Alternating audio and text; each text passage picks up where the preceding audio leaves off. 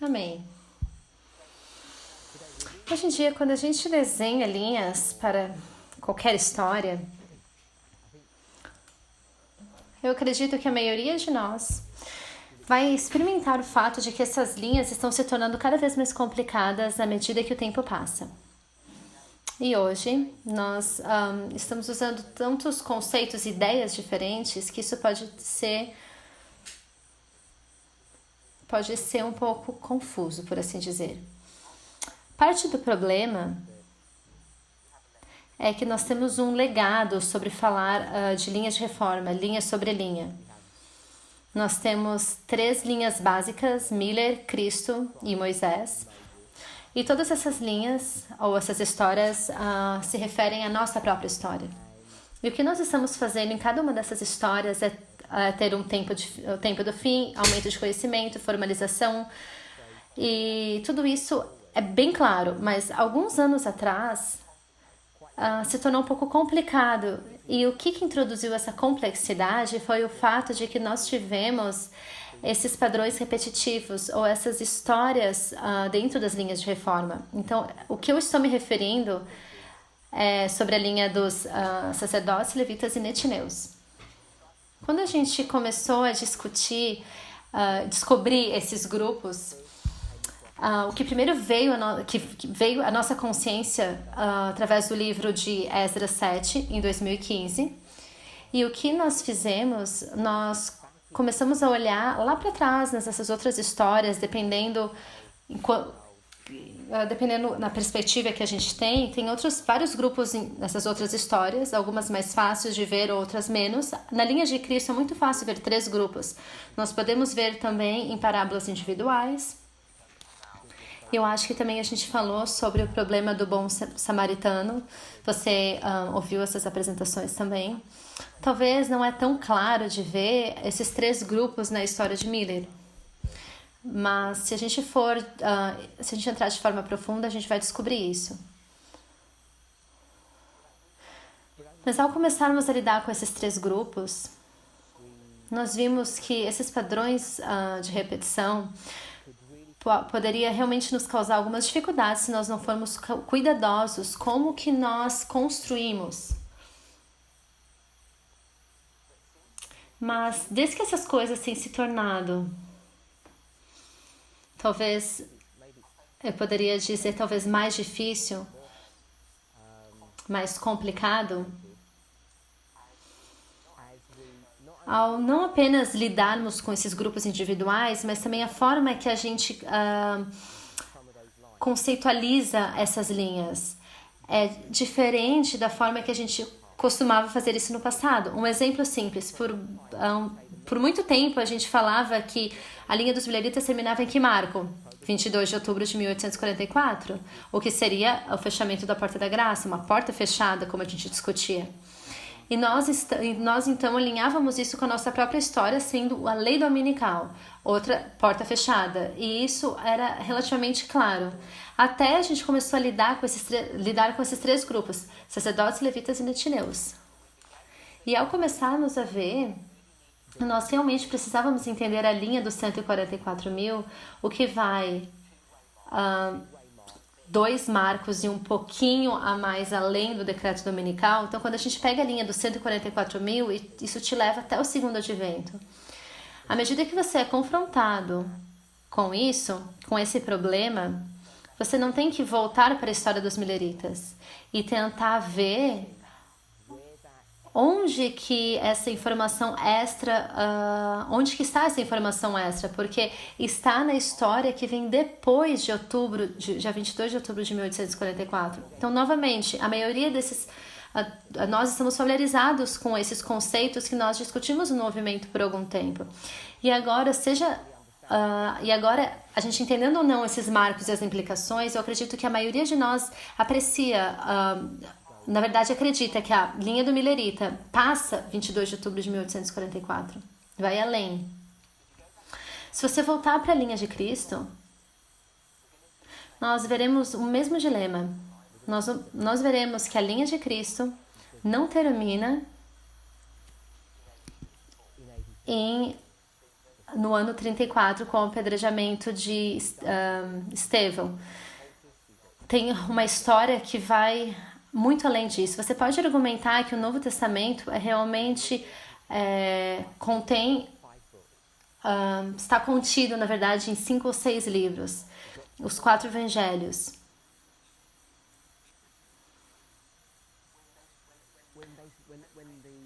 Quando essas apresentações vieram lá de Fiji, você viu que a gente abordou esse assunto. E o que a gente trouxe é que os 4 evangelhos, Mateus, Marcos, Lucas e João, realmente nos levavam para a história do tempo do fim até o fechamento da porta. E essa história é encontrada em que profecia? Em que livro? Em Daniel capítulo 9. Então essa é a história de Daniel capítulo 9. Então eu gostaria de argumentar que os 4 evangelhos é realmente a história de Daniel capítulo 9. É uma expansão dessa história. E na verdade, se você for para os versos 26 e 27 desse capítulo, você verá que há uma expansão desses versos prévios de Daniel 9. E esses 2 versos são mais expandidos nesses 4 livros. Então, os primeiros 4 livros do Novo Testamento te levam ao entendimento de Daniel capítulo 9. Claro que Daniel capítulo 9, versos 26 e 27, te levam muito além do que esses capítulos. Dessa história de 34, te leva para uma outra história, um outro dia, que vocês devem estar familiarizados com versos 26 e 27. Que data que Daniel 9 te leva? Nos últimos versos. Então vamos dar uma breve olhada em Daniel capítulo 9. A irmã Terry disse que em 1798... Desculpa, a irmã Terry disse 1798. As pessoas têm um entendimento diferente desses 2 versos e como eles são estruturados. E eu tenho o meu próprio pensamento sobre isso. E algumas pessoas acreditam e algumas outras não. Se você for olhar para esses 2 versos, o que você vê? Uma repetição e uma ampliação. A primeira coisa que você vai notar. E outra coisa que você vai perceber é que os versos são quebrados em 2 partes. 26a e b, 27a e b.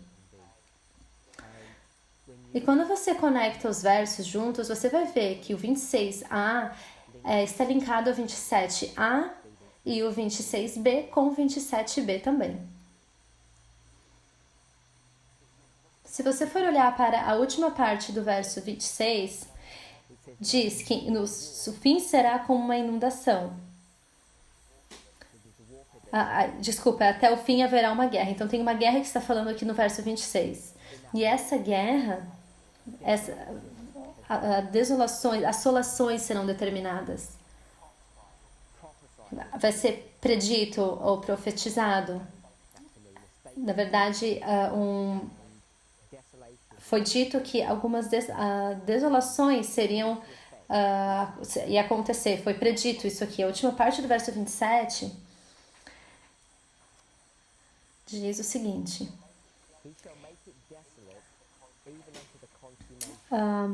abominações virá o assolador, isso será a consumação. A palavra no King James é um pouquinho mais complexa. Na verdade, não te dá tudo que você precisa ver aqui. Mas se você fizer um estudo mais cuidadoso dessa última parte do verso, na verdade, se você tem uma leitura com concordância, você virá aqui fala na minha tradução do Desolador. E na verdade tem muito mais do que aquilo que o verso diz. No 26 e 27 diz que vai ter uma guerra contra Jerusalém. E até essa guerra vir ao fim, desolações serão determinadas. E no verso 27 diz que algum poder vai fazer uma desolação de Jerusalém. até a consumação, até o fim dessa predição. E então o que vai acontecer? Algo mais a ser determinado. Outra predição foi dada aqui. E essa predição deve ser colocada sobre aquele que faz o trabalho de desolação. Então, para falar de forma simples, essa é a história sobre o papado fazendo guerra contra Jerusalém. Primeiramente, Roma pagã e então Roma papal. É isso que esses versos aqui estão ensinando. E aí termina com um derramamento, na verdade, de uma punição ou de um desolador. Desolador, verso 27. Então, o capítulo 9 de Daniel te leva muito além do ano 34, que seriam as 70 semanas, ou os 490 anos, ou as 70 semanas, que te leva de 483 até 497. E no meio da semana você tem a cruz. Eu acho que todos nós estamos familiarizados com isso. Então, a segunda parte do Novo Testamento é o livro de Atos.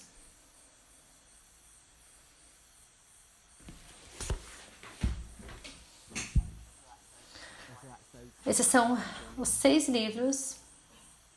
E você pode argumentar que o livro de Apocalipse é uma peça de informação adicional, porque te leva além da história atual do Novo Testamento. Claro que o livro de Apocalipse é escrita também com o livro de Atos, porque o livro de Atos te leva até o fim. Como toda a história bíblica, e o livro de Apocalipse foi escrito nesse contexto. Então, quando você começa a olhar que isso é o que está sendo ensinado, isso deve mudar a sua perspectiva do que os 4 evangelhos estão realmente lidando. Agora, frequentemente, como cristãos, nós achamos que o propósito dos evangelhos são nos ensinar como entender quem foi Cristo, qual foi sua missão. E nós também podemos entender a sua missão, que ele virá, vai salvar o seu povo, ele é uma boa pessoa e que então nós deveremos ser como ele. Toda essa questão moral, essa informação moral claramente é verdadeira e nós deveríamos realmente ter todos esses fatos, ter como exemplo esses atos da vida de Cristo. As bem-aventuranças de Mateus 5, 6 e 7, o Sermão da Montanha, como nos ensina, os evangelhos ensinam qual é a relação do evangelho com a lei, o que realmente a lei significa, tanto a cerimonial quanto a moral. Mas o que eu queria dizer é que tem mais na história além disso. A gente pode ver aqui uma estrutura. Se nós quebrarmos essa história e trazermos para a nossa própria, se tirarmos isso, antes de fazermos, o que a gente pode ver claramente é que se você vai novamente para Daniel 9, a gente não vai nos versos, mas que fala sobre o número de eventos que vão acontecer no fim dessa história. Então, essa história aqui começa muito antes.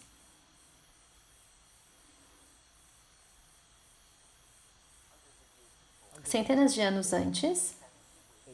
E são as 70 semanas. Ou mais precisamente, 70 anos em semanas. 70 semanas. Ou seria 70 vezes 7, que seria 490 anos.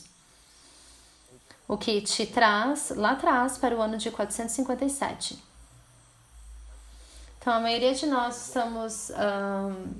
conhecemos esses números, essas datas, mas o foco de Daniel 9 não é esse período de 490 anos, é a última porção dessa história. A última semana, semana 70.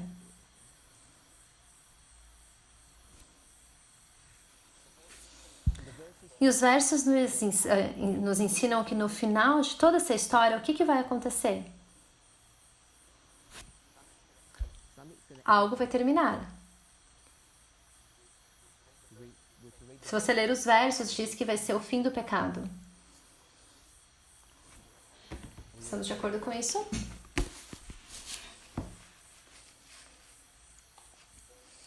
Seu verso 24. 70 semanas são determinadas sobre o seu povo e sobre a sua santa cidade para cessar a transgressão e para dar fim aos pecados e para expiar a iniquidade e trazer a justiça eterna e selar a visão e a profecia e para ungir o Santíssimo. Novamente, então, um pouco desse linguajar talvez não é a linguagem que nós usaríamos quando falamos sobre selar a visão e a profecia para ungir o Santíssimo. Depois é um pouco difícil entender o que esses termos significam, mas claramente fala sobre o fim da transgressão, fim do pecado, fazendo reconciliação por causa da iniquidade. Fala sobre vários termos da palavra pecado, né? Transgressão, iniquidade. Isso nos traz a justiça eterna. Isso culmina no ano 34, é quando o pecado chega ao fim. Agora, na maioria das profecias, você tem duas opções. Você pode ou estar no lado certo ou no lado errado da questão, mas não importa o lado que você tiver, a profecia vai ser cumprida. Então, o pecado pode terminar de duas formas. Qual que é a primeira forma, o primeiro lado que o pecado pode terminar? Primeiro, com a morte, e outra forma, através de Cristo. Muito bem. Então, o pecado pode terminar através de Cristo. Você chega num momento em que você pode dizer que eu não vou mais pecar através do poder de Cristo, então você toma uma escolha, você faz uma escolha, acaba com o pecado, não existe mais pecado. Então, uma outra forma do pecado chegar ao fim é quando Deus para de olhar para a sua vida e Ele diz, ok, eu não vou te olhar mais, eu vou olhar para outra coisa. O que vai parar de acontecer? Qualquer tipo de entendimento ou conhecimento da sua vida vai cessar, sendo o fim do pecado. Ele não vai ter nenhuma cognição daquilo que está acontecendo. E a gente sabe que esse princípio é verdadeiro e correto, porque se você olhar para o outro lado, não no final de algo, mas antes das coisas acontecerem, a gente tem história suficiente de que as pessoas, quando estão fazendo algo errado, o que Deus responde? No tempo de ignorância, Ele fecha seus olhos e diz, ok, eu não vou olhar para o que eles estão fazendo. Se você quer um verso bíblico para isso, talvez a gente pode ir para o livro de Apocalipse. Quero ver se eu encontro.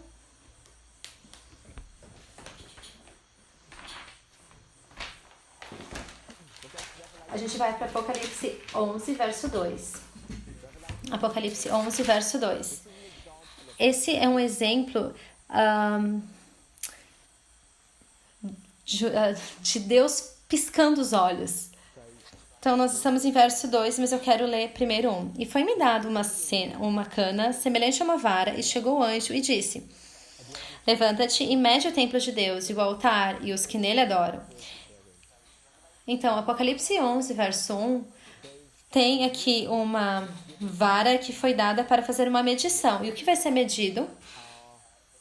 Vai ser o templo. E também as pessoas que adoram no templo.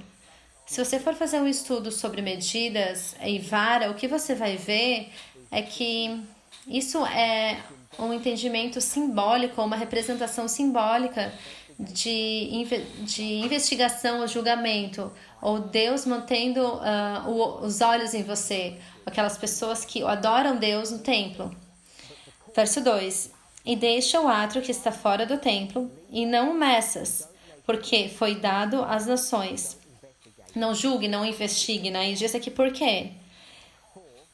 Porque, né? E pisarão a cidade santa. Porque foi dado às nações. Então, tem um local que foi dado para os gentios, e esse local, que seria o átrio. Não faça investigação, apenas feche seus olhos. Então espero que você consiga ver isso nesses versos. Eu acho que está claro que Deus, ele pisca os olhos quando ele não quer olhar para aquilo, quando ele não quer olhar para o problema. Então você vê esse conceito de dispensações, que tem um período de tempo no qual ele não vai fazer as coisas e um período que ele vai fazer algumas outras coisas. Então, quando a gente chega na história que nós colocamos aqui, nós sabemos que quando o pecado termina, ele termina ou porque você coloca a sua vida em ordem e por isso não tem mais pecado, ou porque Deus para de olhar. Ele vai dizer, agora eu não vou te olhar mais. Então, eu não sei se tem mais pecado acontecendo. Então, de qualquer forma, o pecado vai terminar aqui. Então, se você for para os 4 evangelhos, você vai ver qual é a história. Qual versão nós temos? Será que nós temos a versão de quando ele olha para o seu povo? Quando a gente chega no fim dessa profecia e que todos têm que ter a sua vida em ordem, eles não estão mais pecando? Não. Porque Caifás, o chefe de todas essas pessoas, diz o que na cruz? Seu pecado ou o seu sangue esteja sobre nós e sobre os nossos filhos. Então, se você for para Mateus 23, verso 38, e você comparar com Mateus 23, 38, se você comparar com João, capítulo 2, eu acredito que é o verso 17.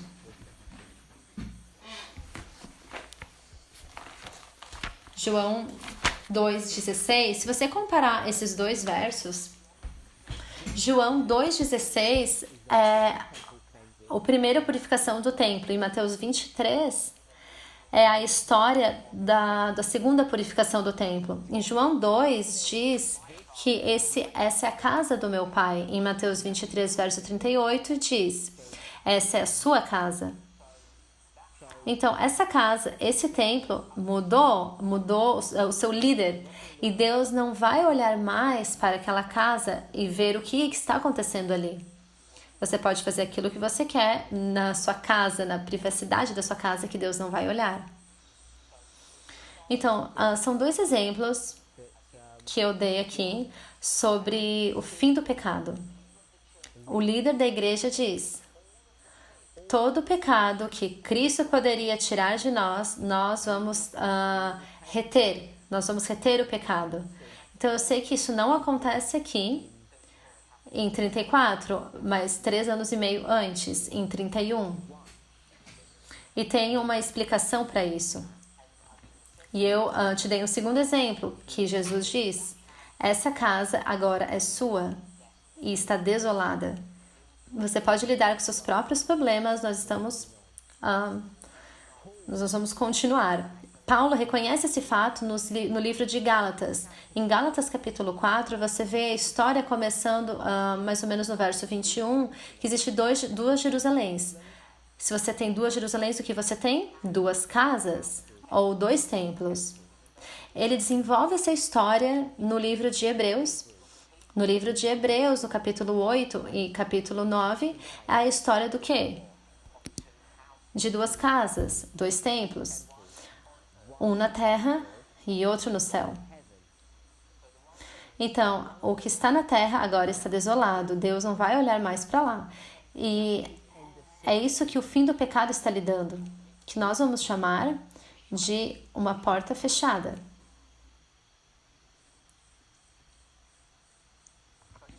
Então, eu só quero te dar uma história para tentar te ajudar, tentar explicar como tudo isso pode acontecer no ano 31 a.C. O sangue de Cristo foi colocado sobre nós e agora a gente vai tomar responsabilidade para nós, e agora a casa está desolada e o templo. Isso acontece 3 anos e meio antes que esse evento aconteça, e eu só quero te dar uma pequena história sobre isso. Lá em Getsemane, é meia-noite, Cristo diz aos seus discípulos, depois de orar 3 vezes, para acordar, porque o que está para acontecer?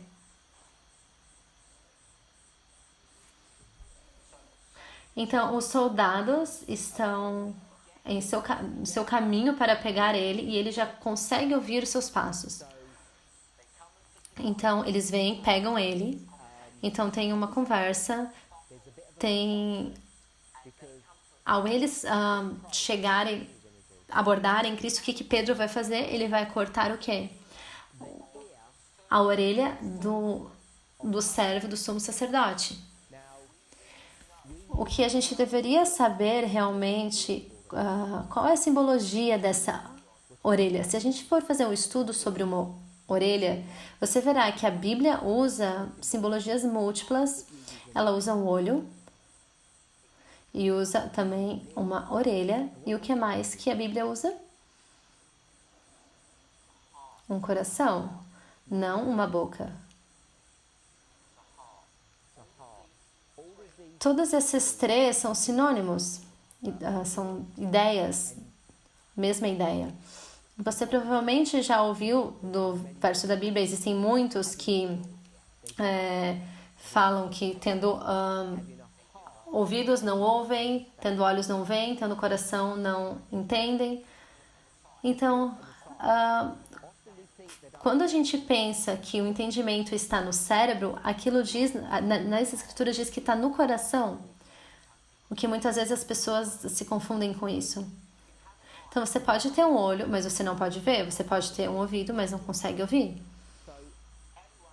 Então todos nós temos ouvidos, portanto você tem o potencial de quê? Ouvir. Então o que quer dizer se você pode ver, você pode ouvir e você pode entender? O que isso quer dizer em termos que as escrituras dão, particularmente no Novo Testamento? Você é convertido? É uma aceitação do Evangelho. Então, nós discutimos isso, na verdade, em uma das nossas devoções no final da tarde, que todos podem ver, para aqueles que estiveram no culto, o que você pode ver? O homem. Você pode ver o homem, Cristo Jesus. Você pode ver o homem, mas você tem olhos para fazer isso, mas diz que tendo olhos, eles não podem ver. O que eles não conseguem ver? Eles não conseguem ver Deus, eles não conseguem ver que Ele é o verdadeiro pão que desceu do céu. Então, isso é uma coisa para olhar para uma pessoa e dizer, eu consigo ver que ela é um ser humano. Sendo homem ou mulher, não importa a nacionalidade, que a pessoa venha, seja lá como você for fisicamente, todos podem ver isso. Mas quando nós temos olhos e não conseguimos ver, essa ideia de ver seria a ideia de discernimento, tendo um entendimento de quem e o que essa pessoa realmente é, a sua função real na vida. Então, voltando aqui para a história. Caifás, o servo de Caifás, o que ele tem? Ele tem um ouvido. O que você pode fazer com o ouvido? Você pode ouvir. Então, você tem um ouvido, então você tem o potencial de ouvir. E o que é ouvir? Entender, receber e aceitar o Evangelho. Pedro é um dos discípulos. E o que Pedro fala para esse servo? Quando ele corta seu ouvido, sua orelha. Você não pode mais... O que você não pode mais fazer se alguém corta sua orelha? Você não pode ouvir mais nada. Parábola sem suas limitações. É como dizer que se alguém corta a sua mão direita, será que você poderia fazer algo? Você não pode, porque você não pode ter... você pode ter a marca da besta na sua mão esquerda, mas isso não funciona assim. Então, ele tem a habilidade de ouvir. Quando seu ouvido é cortado, será que ele pode ter alguma habilidade de receber o Evangelho? Então, o que Pedro fez para aquele homem? Ele o cortou da vida eterna. Ele cortou esse homem da vida eterna. Nós chamamos isso de porta fechada. Ele fechou a porta, é o fechamento da porta da graça. Fechou agora, ele está numa porta fechada para a vida eterna. O que Jesus fala? Não é ainda o tempo para ele. Algumas horas antes, Cristo, ele vai estar na frente de Caifás, e Caifás vai estar fazendo o quê? Falando com Jesus. E o que Jesus vai fazer em resposta a isso? Ele vai estar em silêncio.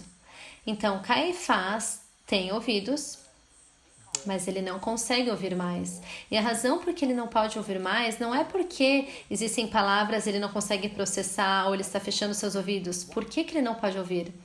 Porque Cristo não está mais falando. Então, isso quer dizer que ele não vai receber nunca mais o Evangelho. Então, eu gostaria que nós víssemos que o que nós podemos identificar em 31 a.C. São duas classes de pessoas. A gente vai dos líderes e os servos. A estrutura e... era muito tarde para Caifás, então... para Caifás aceitar, mas não era tarde demais para o servo. Então, você pode ver claramente aqui dois grupos de pessoas. O que acontece algumas semanas depois? No Pentecostes. Nos termos que nós estamos falando, seria... esses servos estão sendo chamados pessoas que vão ter oportunidade que não tiveram oportunidade antes. Então, eu te dei dois exemplos. Que 3 anos e meio antes, e foi culminado no ano 34. Então, essa aqui é a história da igreja. O livro de Atos tem uma transição, eu entendo isso, porque o livro de Atos começa em 31, não em 34. Nós entendemos isso. Mas o livro de Atos é a história de dar o evangelho para o mundo. Quando você começa a ver essa linha de reforma, essa história de Cristo dessa forma, você então é confrontado com o fato de como é que você realmente vai desenhar essas linhas de reforma, a linha de reforma de Cristo. Então, frequentemente, quando a gente desenha a linha de Cristo, desenha a linha de Cristo, nós não olhamos para... da mesma forma que nós olhamos para a linha dos 144 mil. E quando aqui na história a porta é fechada, é quando termina a história da igreja. Quando você começa a fazer isso, você começa a pegar essa linha que nós dizemos que seria a linha dos 144 mil. Talvez a gente vai fazer isso aqui para provar.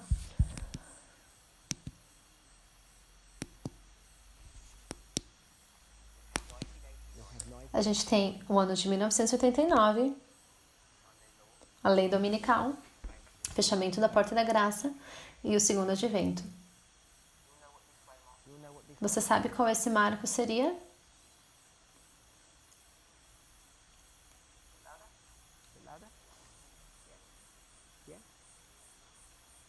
11 de setembro.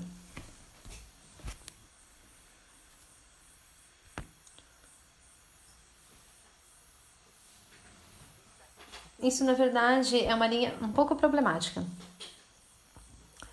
Se isso for a linha dos 144 mil, e Ellen White fala de forma extensiva sobre os 144 mil, qual que é o problema para esse grupo de pessoas?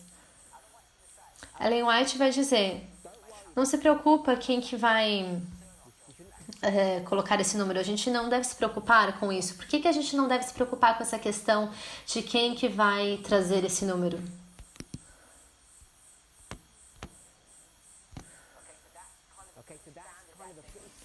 Porque, na verdade, não é uma decisão que a gente deve tomar, Deus que vai trabalhar com isso. Então, eu vou dizer que isso, não, na verdade, não é uma resposta correta. É sim a nossa responsabilidade e nós somos chamados a investigar, mas quem que faz parte desse mundo, desse número e quem não? Se a gente entrar nessa premissa, por que Ellen White falaria isso?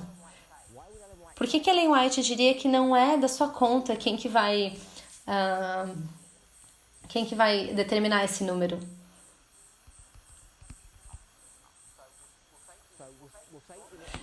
Eu vou falar de uma forma mais forte. Na verdade, o tempo correto para essa informação ser trazida, E não era o tempo. A razão por que não era porque a igreja estava presa numa certa condição, e essa condição era uma condição de ser espalhado. Eles estavam numa apostasia, estavam em punição, em cativeiro. Então, nessa história, não tinha nenhuma forma deles entender ou conhecer nada sobre essa história. Então, como é que você pode como você pode saber quem que você é? Como você sabe quem você é?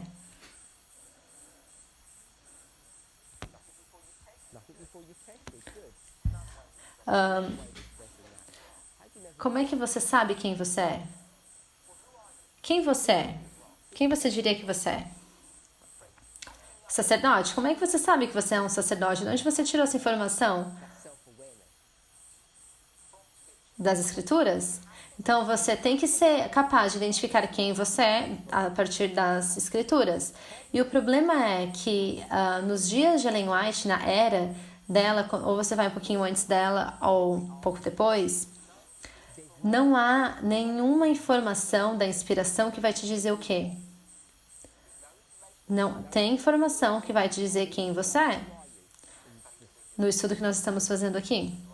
Quem você é? Você é os 144 mil. Esse é o assunto que nós estamos falando agora. Mas o problema é que não tem nenhuma informação inspirada para te dizer quem você é. Não tem nenhuma forma de determinarmos essa informação. Por quê? Nós seria... o que seria, na verdade, um ponto de começo para saber quem você é? Como qualquer história, você começa a sua história aonde? No começo, você começa no início. E qual que é o início da jornada de qualquer pessoa? É o tempo do fim. O que é realmente, eu penso que seria...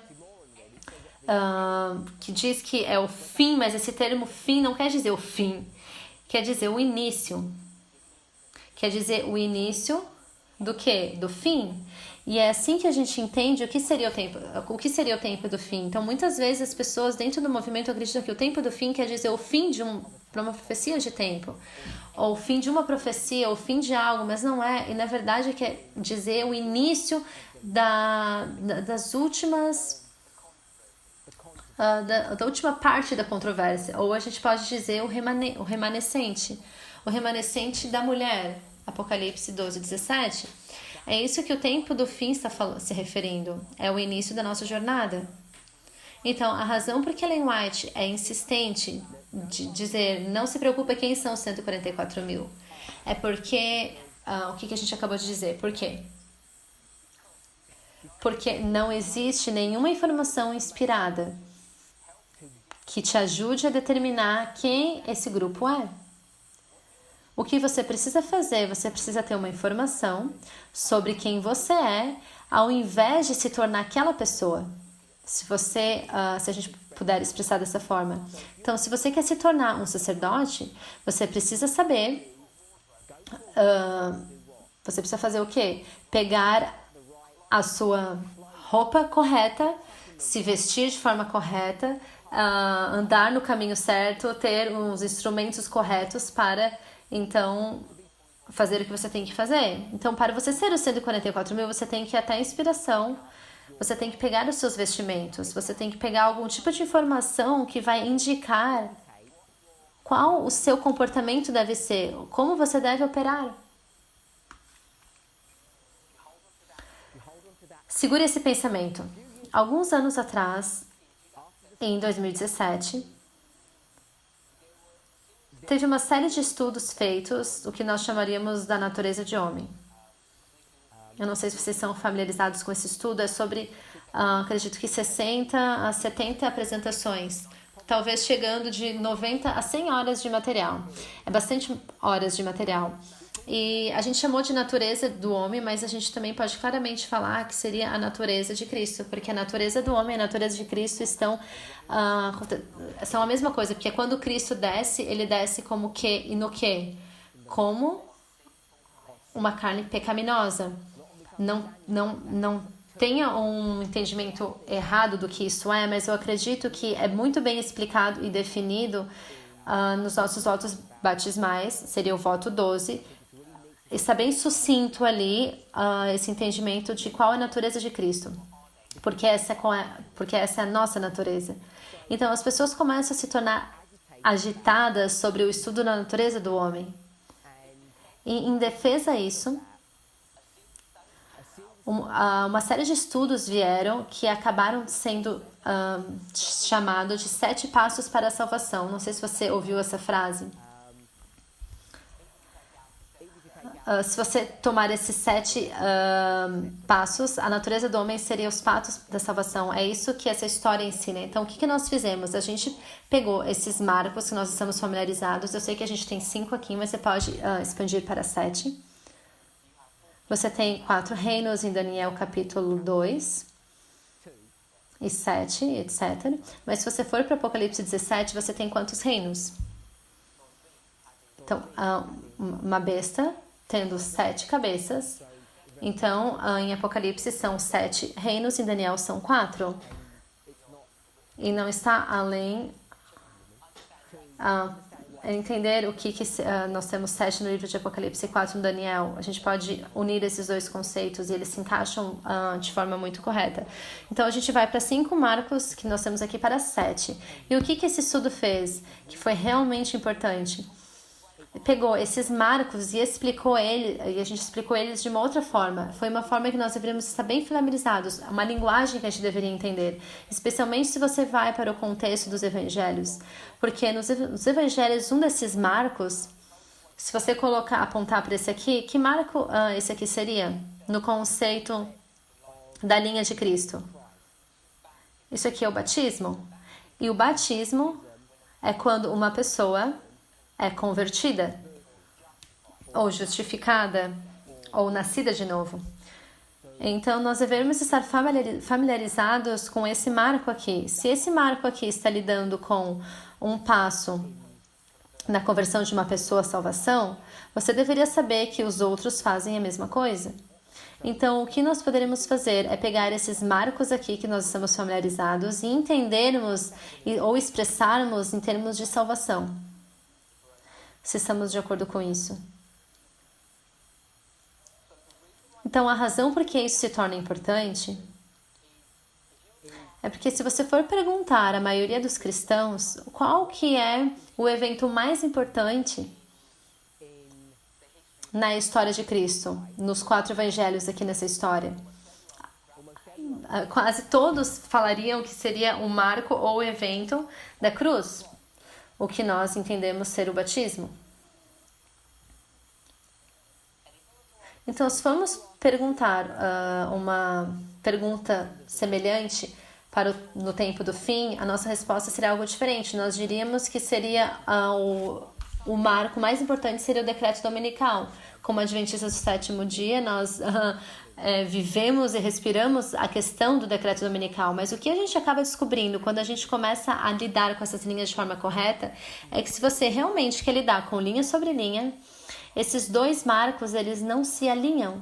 Então, o evento mais importante da nossa história no decreto dominical não está alinhado com o marco mais importante na história de Cristo naquela linha. Batismo e o decreto dominical não vão se alinhar se você pegar essas linhas e lidarmos com elas de uma maneira apropriada. Então, só voltando para esse ponto aqui.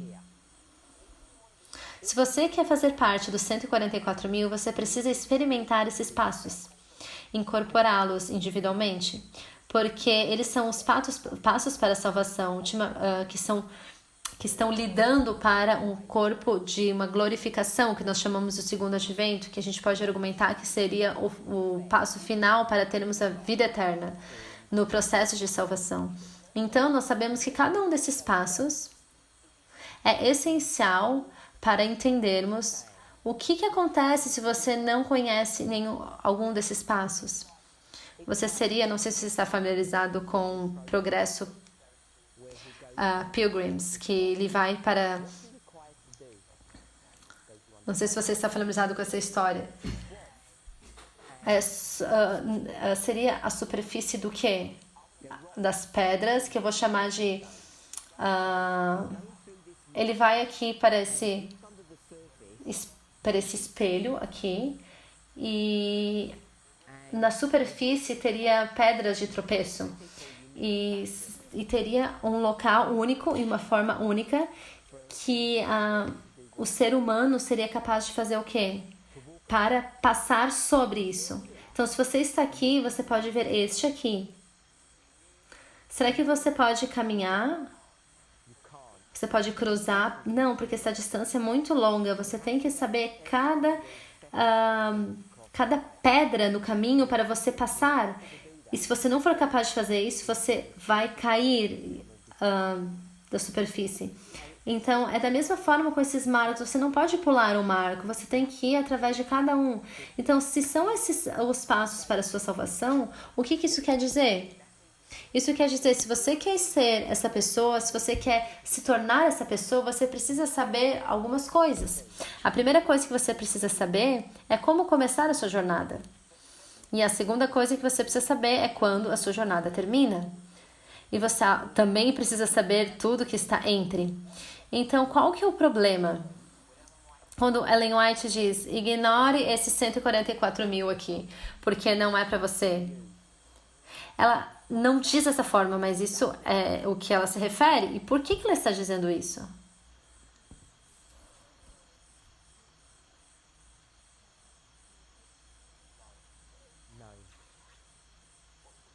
Qual que é o problema?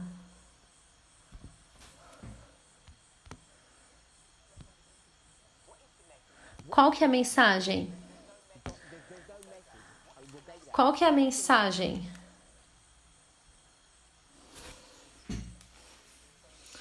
Então, eu gostaria de sugerir que a mensagem é o início da jornada. Essa que a mensagem é, você precisa começar a sua jornada aqui. E o que Ellen White, o que ela não sabe? Ela não sabe, ela não conhece esse marco aqui. E ela também não sabe esse marco. E ela não sabe os primeiros dois passos para os 144 mil. E se ela não sabe, quem mais não sabe? Você também não tem ideia.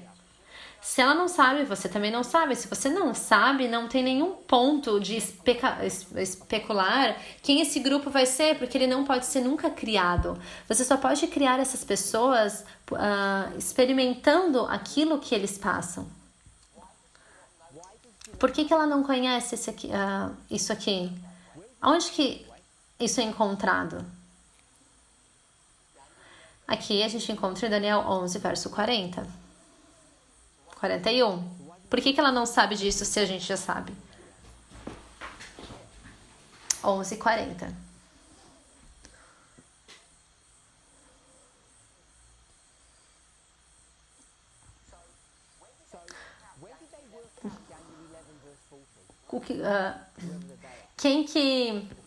Quando que o remanescente passou por Daniel 11:40? Que experiência que eles passariam? Muitas pessoas pensam que quem passou por isso foi o Uriah Smith. Quando que o Uriah Smith, se eu puder falar dessa forma, quando que ele está fazendo essas suas coisas? Qual é a experiência que a igreja está passando quando ele está...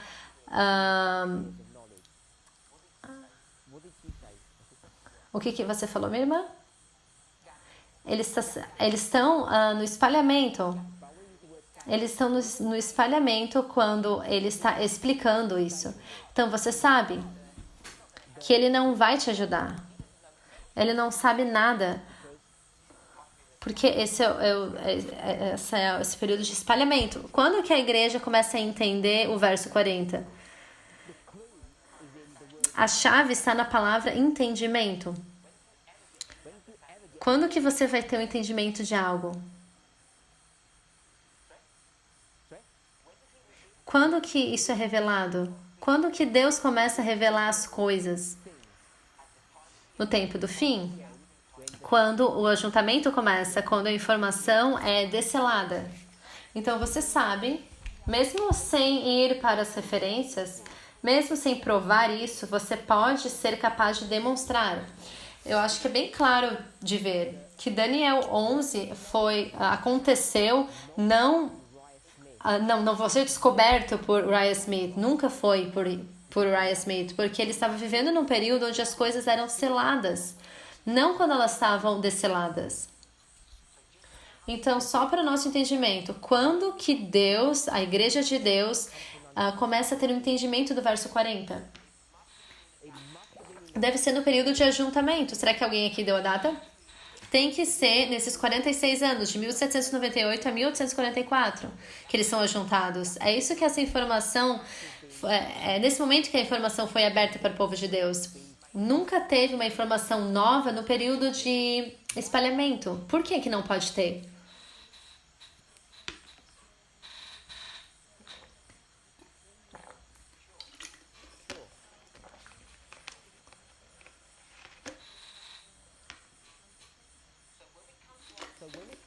Quando a gente vem para a nossa história aqui, o que você precisa saber para ser parte dos 144 mil?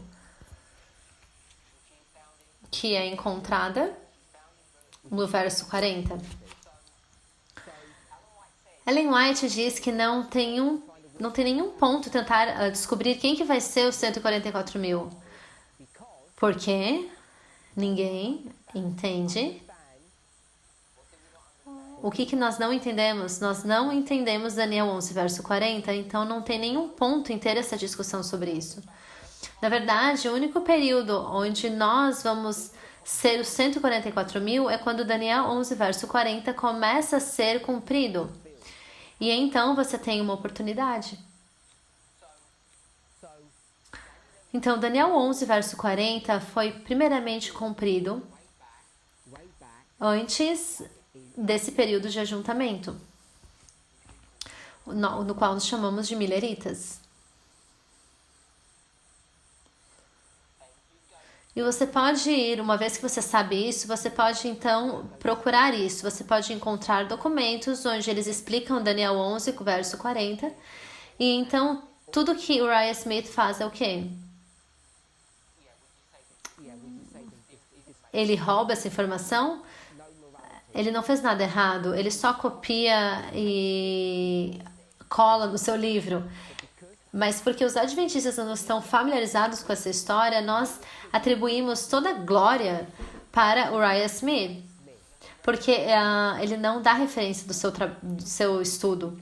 Então você pode ou promover ele, e também não podemos culpá-lo, dependendo da perspectiva que você tem. Então, eu gostaria de dizer que Daniel 11, verso 40, foi descoberto pelos pioneiros no período de ajuntamento. Quando eles vão para o espalhamento, o que eles sabem? Não tem uma nova versão para entender. É isso porque Ellen White diz que você não pode fazer parte dos 144 mil. Então, para fazer parte desse grupo, a primeira coisa que você precisa fazer é entender e então experimentar o que a Bíblia diz. Você precisa saber Daniel 11, verso 40. Nós entendemos ser 1989. Nós temos uma lógica para explicar isso. Então, será que isso era uma grande luz? Sim. E será que essa era uma grande luz? Você pode argumentar que essa era maior que essa, porque essa foi o início da jornada.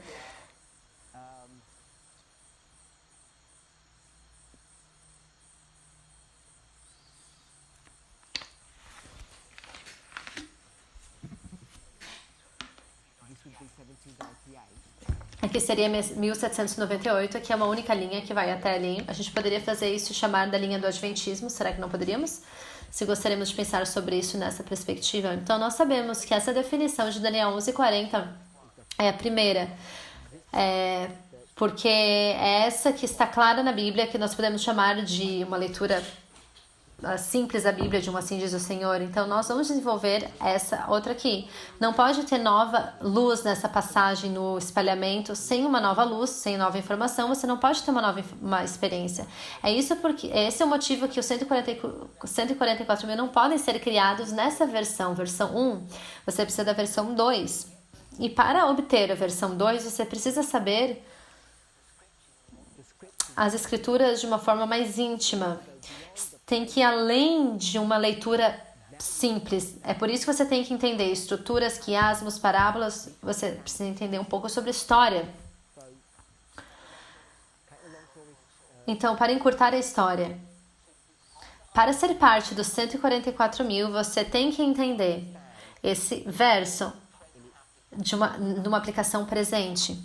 Então, esse é o passo fácil. Quando você pensa quanto que demorou pra gente descobrir isso, porque é difícil, 11 de setembro. Esse é o mais difícil porque não tem nenhum verso bíblico para isso. Não tem nenhum. Então agora a complexidade entra, porque se não tem nenhum verso bíblico, você tem que ir para o Espírito de Profecia. E não tem nenhuma citação do Espírito de Profecia que lida com 11 de setembro.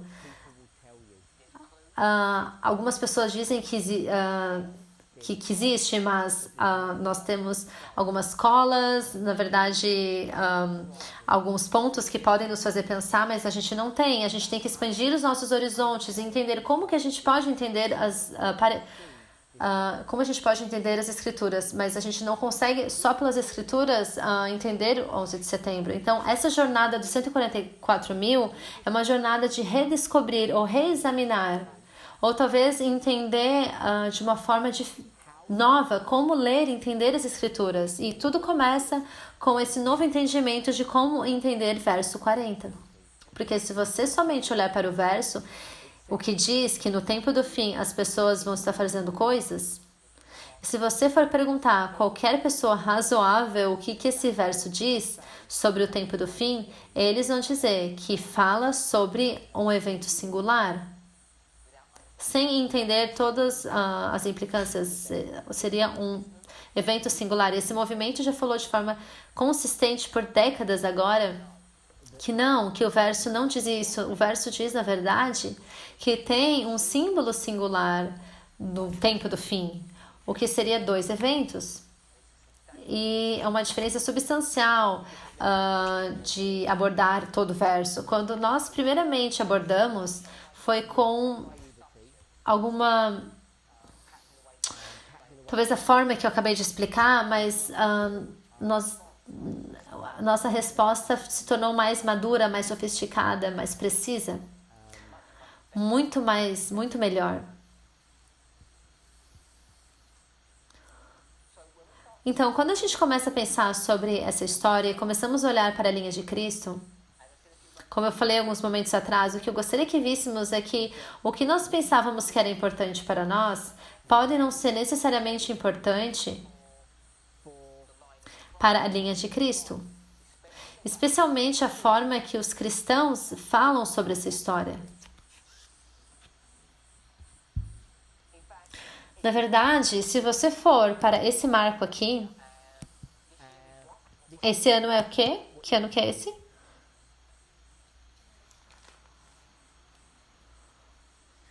Esse é o ano 34. E que evento nós vamos marcar aqui?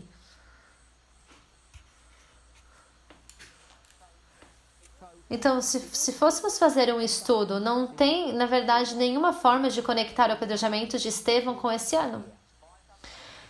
Até onde eu sei, não existe nenhuma informação forte para, na verdade, fazer um link entre essas duas informações. A gente tem que fazer um trabalho de detetive. E tudo que eu estou sugerindo para falar isso de forma precisa é que esse marco está tratando de uma forma mais light. Na verdade, não creio que existe algo que determina isso. O que mais acontece nesse ano?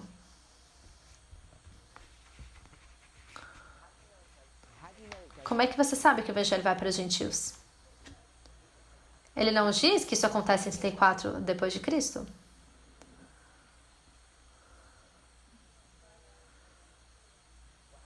O que acontece depois do apedrejamento de Estevão?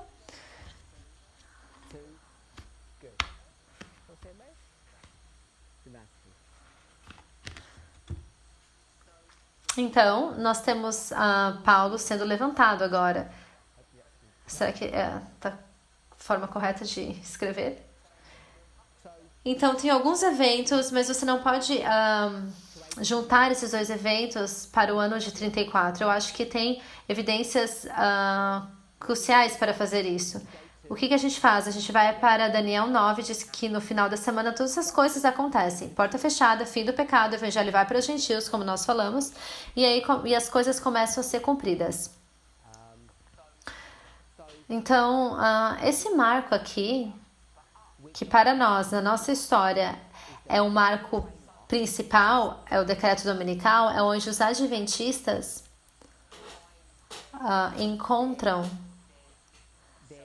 seu valor próprio, sua existência, o propósito de sua existência, tudo sobre nós está definido no decreto dominical. Então, se você é um adventista, na verdade você nem se preocupa muito com o signo do advento, porque você sabe que esse é o que você tem que focar. Esse é seu alvo. Se você prestar atenção nisso, o resto é muito mais fácil, o resto já está pronto. É isso que nós pensamos. Eu não estou tentando dizer que isso não é preciso. Mas quando a gente começa a ir para os evangelhos, como é que você sabe, como que os evangelhos, como é que eles são? Qual que é o marco principal? É a metade da semana, no termo de Daniel 9, é a cruz. Tudo está centrado ao redor da cruz. Quando a gente vai para Daniel 2, na verdade, João, quando a gente fala sobre a primeira purificação do templo, qual que é a predição de João capítulo 2? O que se trata? Diz que em 3 dias, o que eu vou fazer? Eu vou levantar uma nova igreja que vai destruir a sua igreja. 3 dias, 3 anos, em 3 Páscoas, 4, incluindo a outra, Cristo vai ser crucificado no ano 31. E essa história é nos dada no ano 28. Você conta 28, 29, 30 e 31. Quando você trabalha todos os números, você pode ver que isso acontece em 3 anos. 4 Páscoas, 3 anos. Esse é o foco da atenção. Qual que é o foco da atenção de Paulo no Novo Testamento? O seu foco não é no apedrejamento de Estevão, não é? Ou a sua conversão. O seu foco é no homem Cristo Jesus. E ele sempre vai e aponta para a cruz, porque é onde a sua vida termina, é onde ele se torna. Poderíamos argumentar, dizer que ele se torna um sumo sacerdote, ele vai para o céu, a administração do céu começa, tem a Nova Jerusalém. Tudo está focado no ano 31, a cruz. Então, o que eu gostaria que nós víssemos é que, por termos essa perspectiva moral do Novo Testamento, se formos seguir esse padrão aqui, o propósito desses 4 evangelhos é te ensinar o quê? É a história da igreja. É a história de como Deus vai lidar com a sua igreja. Porque ele tira isso de Daniel 9. E Daniel 9 diz o quê? A gente vai ter o fim da iniquidade, o fim do pecado. E qual que é o outro? Reconciliação. Tem 3 pontos negativos. Deixa eu lembrar quais são. Transgressão, pecado e iniquidade. Transgressão, sim, iniquidade. Tudo isso é sobre a igreja. É a história da igreja. Isso tudo vai terminar aqui. Aqui é o marco principal de acordo com Daniel 9. De acordo com a estrutura dos evangelhos, esse é o marco principal, essa aqui é a sua transição. Então a estrutura do Novo Testamento está nos direcionando para o marco mais importante, que seria o ano 34, não a cruz, no ano 31. E quando a gente conseguir ver isso, a gente vê como que as nossas linhas começam a se alinhar, como os marcos se encaixam. Que no ano 34 é o decreto dominical. E a nossa insistência é que esse é o decreto, é o marco principal para focarmos, e está de acordo com a estrutura do Novo Testamento, de que no ano 34 é também o marco principal, onde nosso foco e atenção deveriam estar.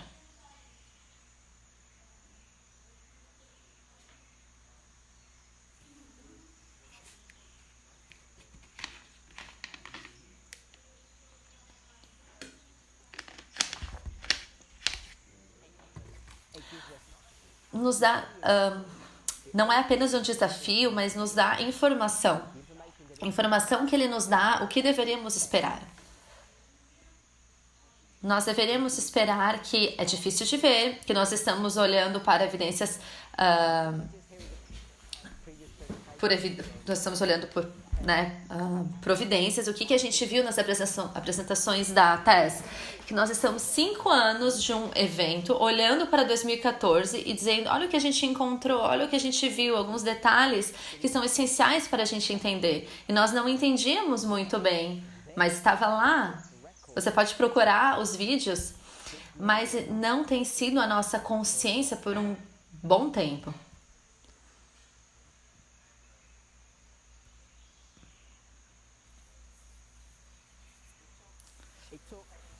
Depende de quanto você calcula os números. Levou 4 anos, 2018, antes de realmente entendermos o que tinha acontecido em 2014. Você pode chamar isso de decreto dominical, mas não quer dizer que você consiga explicar. Então a gente começou a inventar algumas coisas. Qual que era o decreto dominical que a gente inventou em 2014? O que a gente diria que era? As taxas de Obama, que seria o Obamacare, nós chamávamos isso o Serviço de Saúde Nacional, é isso que ele queria. E nós falávamos que isso era anticonstitucional. Mas não. Eu estava falando com alguém ontem, acho que foi ontem, e nós estávamos num argumento, nós somos bem próximos, então a gente estava brigando, né, entre aspas. Então ele falou que vocês não conhecem nada sobre o governo americano, como funciona. E eu disse, porque vocês estão se tornando socialistas da esquerda. E eu falei, ok. E nós começávamos a falar sobre qual toda a função do governo. E a pessoa acredita que seria um governo pequeno, e nós acreditamos em um governo grande, claro, porque nós acreditamos num governo forte. Ele acredita nos direitos do Estado, porque ele ama os direitos. Você tem que proteger seus próprios direitos pessoais. Essa pessoa acredita que se alguém, por exemplo, estabelecer uma padaria, é seu direito de vender os seus alimentos para quem você quiser, porque você é uma indústria privada. Os direitos individuais. Então, nós estávamos argumentando sobre isso. Eu disse que você não entende a Constituição. Como que funciona? Porque não é sobre um indivíduo contra todos os outros. É como a maioria dos americanos contextualizam, né, a Constituição. É sobre a minoria contra a maioria. E a minoria não é uma pessoa individual. Ele se torna um grupo de pessoas que têm algo em comum, que os une, e na sociedade eles são a minoria. E é isso que a Constituição... É por isso que a Constituição está ali para proteger, não para proteger os direitos individuais.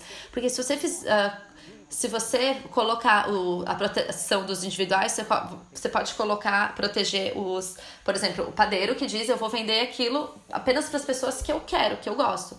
Então, se você diz, eu vou vender a minha casa, você não tem direito de dizer, eu não quero vender a minha casa para um negro.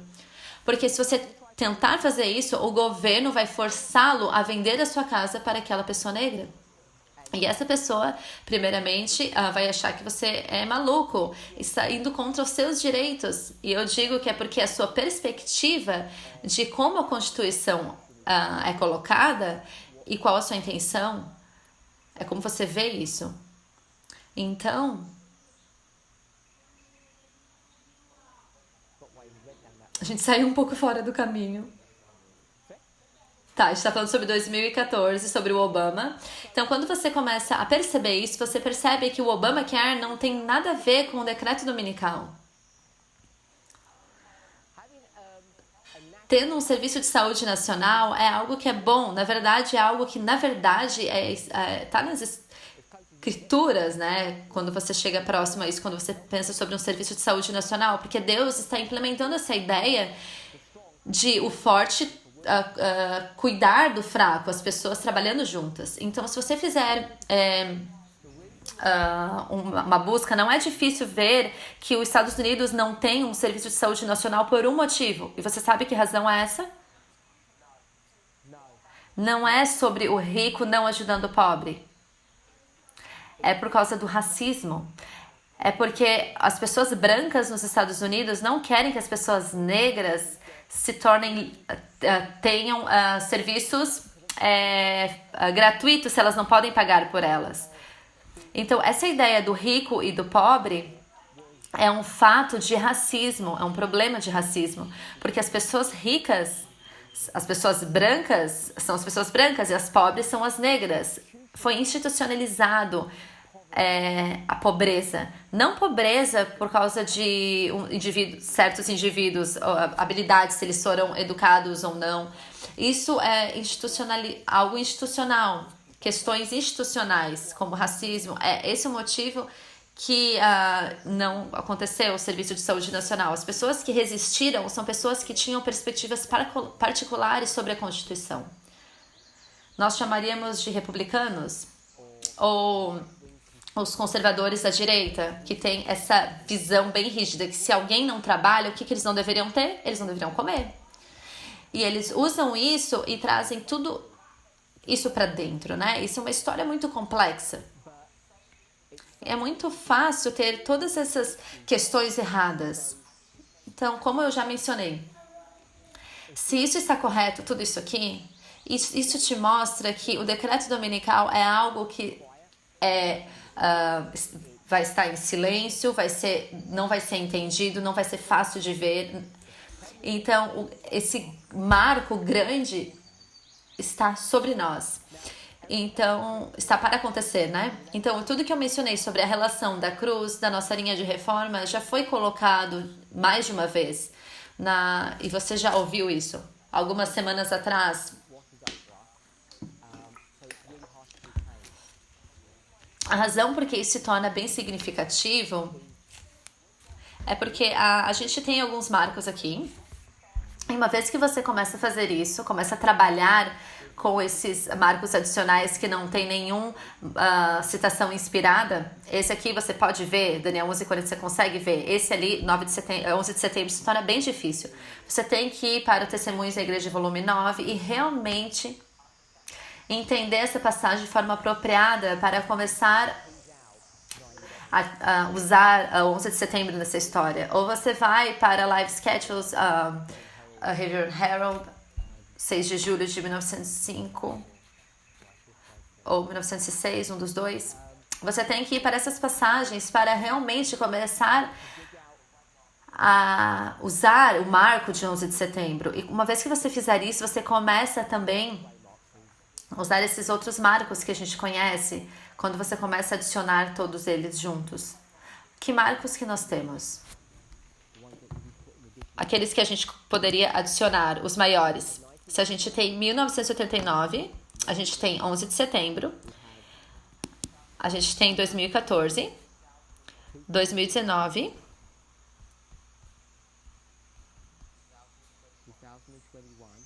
2021, então a gente tem decreto dominical.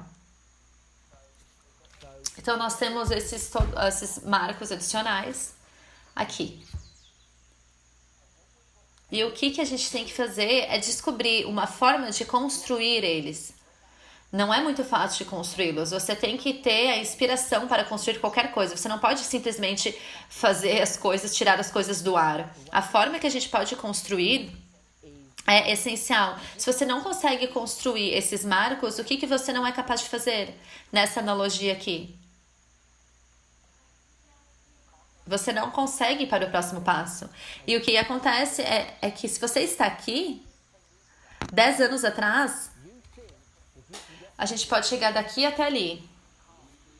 Mas você não pode. Você não consegue ter um passo firme. Então, o que você precisa fazer é olhar, é investigar para descobrir a próxima pedra que você vai pisar. E o que acontece, você começa a pensar que quando a gente está pisando, a gente vê que a nossa perna não é longa o suficiente para a gente alcançar a próxima. Então, o que se torna interessante é que quando a gente começa a olhar para essa história, esses marcos em relação aos marcos que foram dadas na linha de Cristo, no meio do caminho, a gente começa a descobrir, na verdade, que o marco principal na nossa história que se alinha com esse seria 2019. Então, dependendo em que história você quer fazer, se você quiser fazer a história do evangelho tradicional, se você fizer essa, é 2019. Isso deveria ser o fim de tudo aquilo que você já sonhou. É quando tudo acontece. O que é um pouco estranho, porque tudo isso já aconteceu. E a gente pensar que, será que a vida é normal? Nada está acontecendo, mas essa é a cruz. Então a gente vai para cá. A gente não consegue nem provar que é o ano 34, exceto por algumas evidências algumas circunstâncias, quando Daniel coloca os pedaços juntos. A gente diz que esse decreto dominical é o marco principal. Então a gente pode ver que tem problemas em nosso pensamento. Não tem problemas nas nossas linhas. As linhas estão apropriadas, mas sim problemas no nosso pensamento. E é porque por a gente abordar a inspiração, porque a gente aborda a inspiração através de perspectiva moral. O que a gente aprendeu que acontece no ano 31? O que a gente aprende que acontece? Caifás é o servo de Caifás.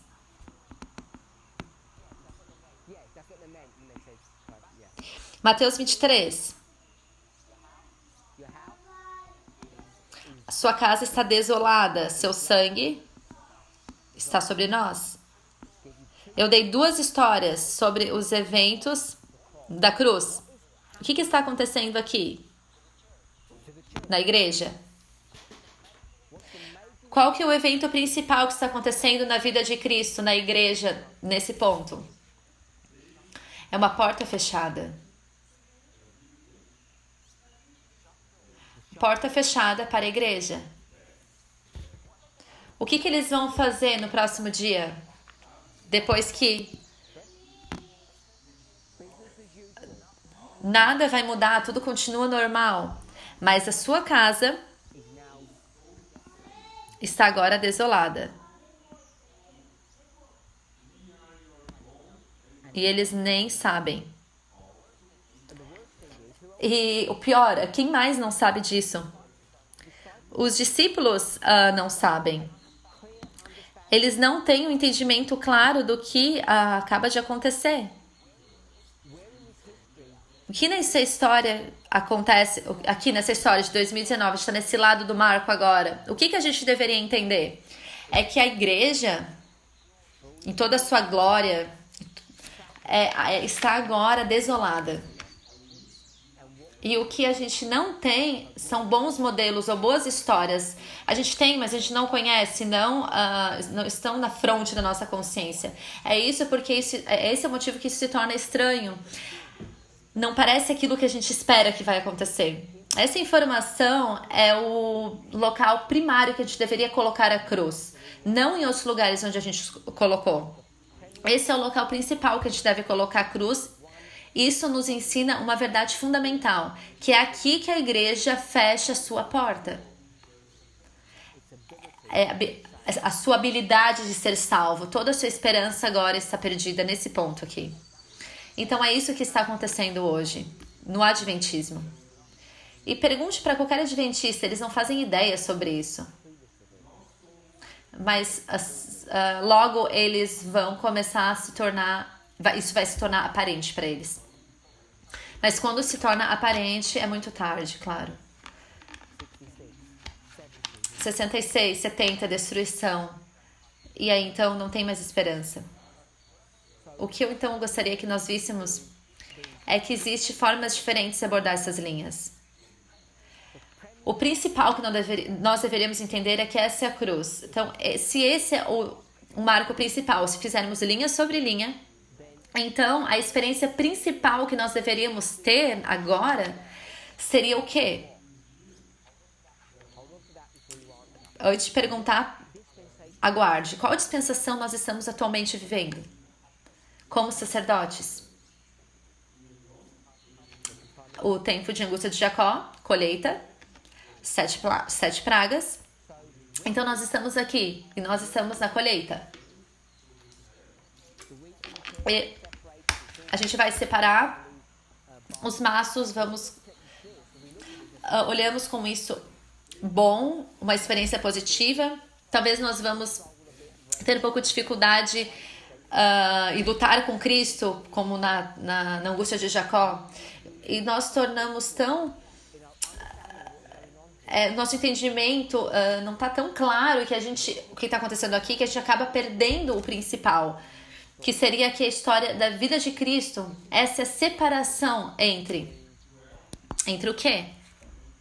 Entre o movimento de Cristo, a igreja de Cristo e a igreja de Caifás. Seria, na verdade, essa luta, na verdade, essa diferença entre os dois sacerdotes. É isso que acontece, essa separação, e esse é o problema que as pessoas não estão percebendo. É isso que o Novo Testamento ensina. Apesar de todos os conselhos que nós temos de se comportar de forma apropriada, os escribas e os fariseus também se comportavam bem.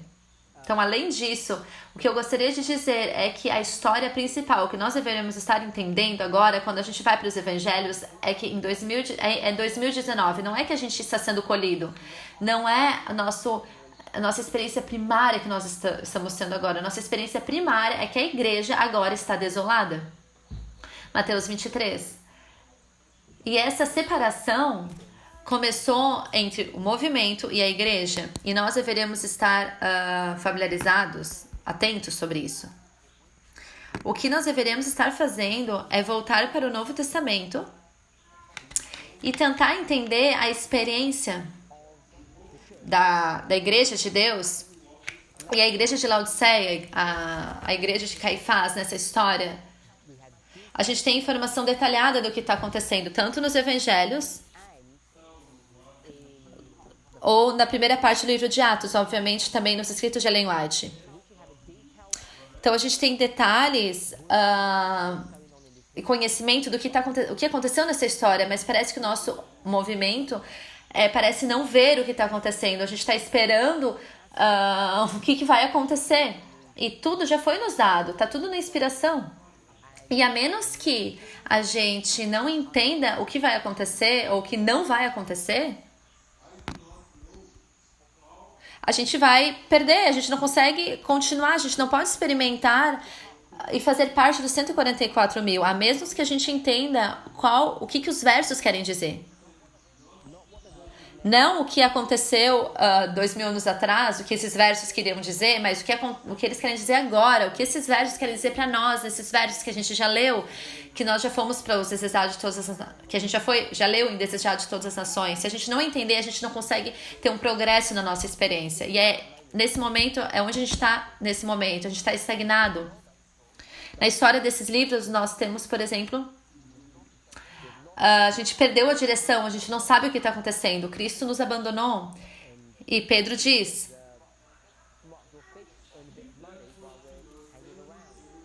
que ele quer pescar para ter algum dinheiro, e Jesus fala, por que você vai fazer isso se eu te dei um trabalho? É isso que está acontecendo com a gente. Essa é uma história. Essa é a história principal que a gente deveria entender. A nossa relação com a igreja. Um movimento, um outro movimento, toda a informação está lá. Segundo ponto que a gente deveria entender, eu vou dizer, espero que que você não se confunda. Nós somos duas pessoas em uma. Nós somos os 144 mil e também os sacerdotes. Nós sabemos que são a mesma pessoa, mas eu queria separá-los. Essa história dos sacerdotes, nós sabemos que isso são 30 anos. Cristo está terminando os seus 30 anos, ele vai fazer o quê? Vai começar seu ministério. Então, nós vamos começar o nosso ministério agora. Quando que Cristo começou o seu ministério? Livro e capítulo. Só uma revisão do que a gente fez 3 vezes já isso nesse estudo. Que livro?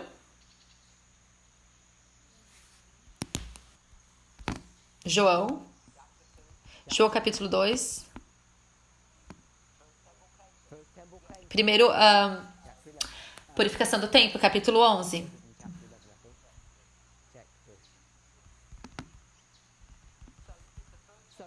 Então, primeiro, purificação do templo. Então, ele tem 30 anos, 6 meses antes que ele começa a primeira purificação do templo. Outubro, onde quando ele é batizado, ele tem 30 anos, então ele tem 6 meses. O que ele faz nesses 6 meses? 2 eventos principais acontecem. Ele vai para o deserto por 40 dias e então tem o casamento. A gente poderia dizer que tem algo mais que acontece. Ele começa a coletar os seus discípulos. Quantos discípulos que ele coleta? 5 discípulos. E eles são o quê? Como que Ellen White descreve?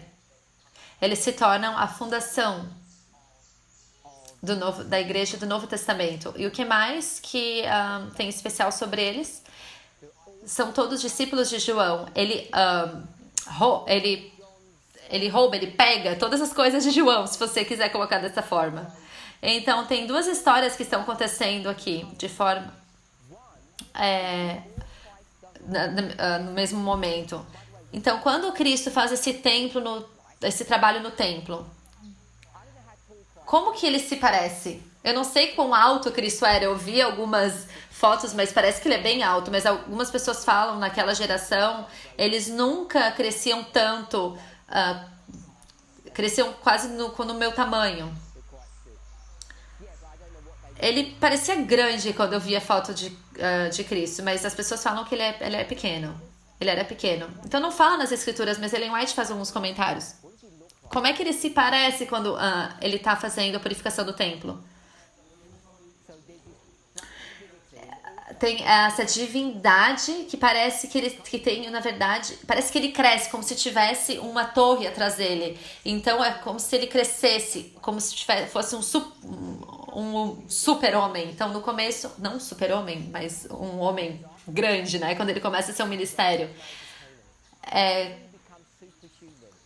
Quando que ele se torna um super humano, né? Um super humano quando... Nessa linha aqui.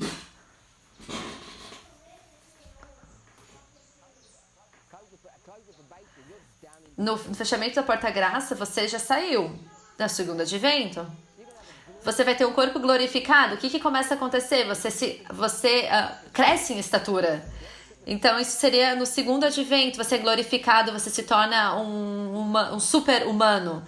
Nós sabemos disso a partir de Coríntios capítulo 15. O primeiro corpo era um lixo e o segundo, então, é lindo, glorioso. Então, quando que é o segundo advento na nossa história? 2021, não o fim. 2021. Isso é quando você se torna glorificado. O que você vai fazer? Começar o seu ministério. 3 anos. Não tô colocando tempo aqui. Tudo vai acontecer. São 2 histórias que estão acontecendo. Uma delas a gente vai revisar. Onde que nós estamos aqui? Aliás, a gente vai fazer da frente para trás. No ano 30, batismo. Então a gente vai para um período de 6 meses. E onde nós estamos? Nós falamos sobre 3 coisas que acontecem. O deserto.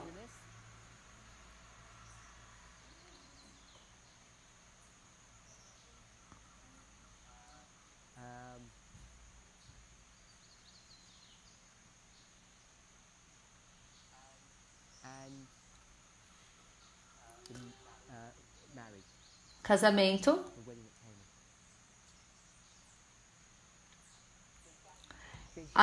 Essa é a experiência deles. Eu não tô conseguindo ler o que ele escreveu aqui no segundo ponto, porque ele não falou.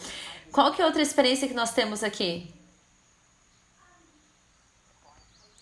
Cristo morreu.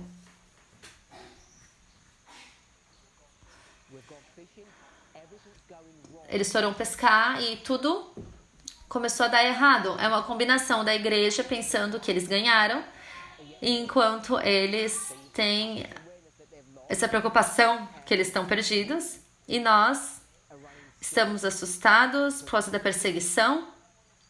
Tudo que eu queria que víssemos é que tudo aqui é bastante informação, mas essa é a relação com a igreja mudou de forma fundamental. Essa é uma experiência que nós temos que passar. E a outra que nós temos que ir é antes de sermos glorificados, antes de podermos ir para uma próxima dispensação. Nós temos que abordar todas essas questões e entender. Então, existem duas coisas acontecendo na nossa experiência. A principal é o quê? O primeiro marco é o quê? É a cruz, que seria a experiência primária que deveríamos entender. A nossa interação com a igreja. A igreja agora está desolada.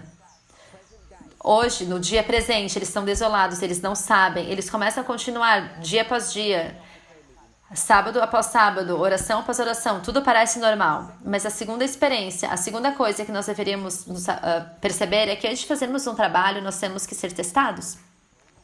Nós estamos no deserto. A gente pode chamar isso de tempo de angústia de Jacó. E no deserto, várias coisas acontecem. Eu acho que algumas pessoas falaram, mas eu não coloquei aqui. A gente tem 3 testes. Nós precisamos entender esses testes e entender a experiência que nós estamos atualmente passando para poder passá-las. Se você não sabe quem você é, você não pode alcançar o fim da jornada. Então, isso só foi apenas uma breve revisão, um estudo breve para fazer nós repensarmos ou nos lembrar como que deveríamos pensar. Se você não sabe ainda, quando a gente abordar a inspiração, é muito fácil olhar através de um ponto moral, que nós deveríamos fazer isso. Nós fomos requeridos a fazer, mas a gente tem que olhar de forma mais profunda. E quando fazemos isso, o que a gente vê é que a estrutura do Novo Testamento está de acordo completo com aquilo que os adventistas acreditam. O marco principal é o decreto dominical e o decreto dominical principal, o fechamento da porta da graça para a igreja no ano 34. No entanto, as escrituras falam que o marco principal é a cruz. E qual a dificuldade? E a dificuldade para nós é que agora nós estamos nessa dispensação e não parece aquilo que a gente estava esperando que fosse. Agora nós estamos em 2019, nós estamos tendo a experiência de uma experiência primária daquilo que o Evangelho nos ensina, que há uma separação de Éfesos e Laodiceia. É isso que nós deveríamos entender agora. E como que a igreja interage um com o outro. Também a experiência de talvez pelo menos o primeiro, eu vou dizer, os primeiros capítulos do livro de Atos, como que a igreja começa a se organizar, a relação com a igreja. Tudo isso começa a acontecer nessa história. Então, é bastante informação, espero que não esteja confuso demais. É uma forma diferente de ver as coisas, mas eu penso que é importante entendermos como que nós abordamos essas linhas, o que esses marcos querem dizer e quão fácil é para perder as coisas. As pessoas falavam no passado que você pode colocar a cruz em qualquer marco. Falando coisas assim é pior e inútil. E também é perigoso fazer citações como essa, porque perde toda a significância da verdade. Certamente enterra a significância de 2019. Muitas pessoas não têm a consciência, eles não têm Isso eu já mencionei algumas vezes, que a gente deveria colocar na nossa mente, reforçar o que quer dizer 2019. Existem duas histórias de dispensações claras. Essa é a história de Cristo, essa é a história dos seus discípulos.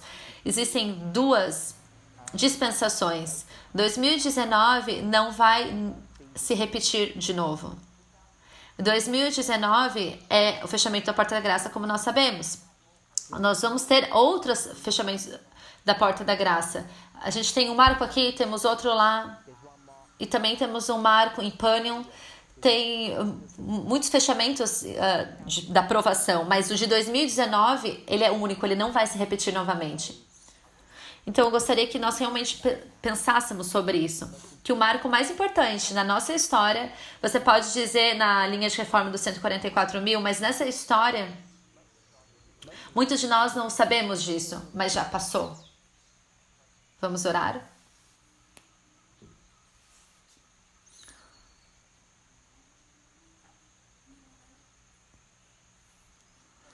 Pai Celeste, nós gostaríamos de pedir por misericórdia, perdão e por força.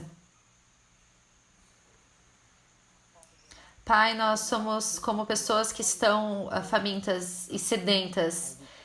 E nós colocamos as nossas mãos juntas e você coloca água, mas a gente não coloca os nossos dedos juntos. E toda essa água cai entre os nossos dedos.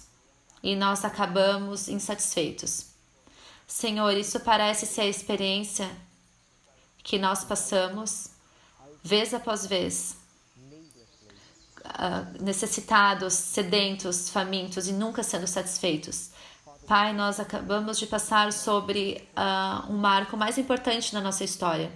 Não apenas na história dos sacerdotes, mas a história dos levitas e os netineus e os 144 mil. E ainda nós não temos a consciência disso.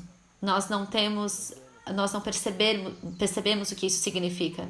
Senhor, ao meditarmos sobre esses pensamentos, talvez nosso desejo, primeiramente, seja entender essas coisas. E segundo, é vê-las como elas são. E terceiro, tendo visto, entrar para uma experiência que nós atualmente estamos. Não a colheita dos sacerdotes, isso nós entendemos. Mas o período de separação entre nós e a igreja. Um período de estarmos no deserto, talvez contra a nossa vontade, sermos testados e entender o que está acontecendo nas bodas de Canaã, onde nós vamos ser pedidos para fazer coisas, pedidos para fazer milagres, e nós percebemos que não é nosso tempo de fazer isso. E ainda nós gostaríamos de estar em ação. Tudo isso é necessário, Senhor, de acordo com a sua vontade, para então chegarmos no período de tempo em Pânion, que nós então, como Cristo foi um super humano, onde as pessoas vão temer por causa do julgamento que nós vamos trazer sobre eles. Esteja conosco, nos abençoe. Nós oramos isso em nome de Jesus. Amém.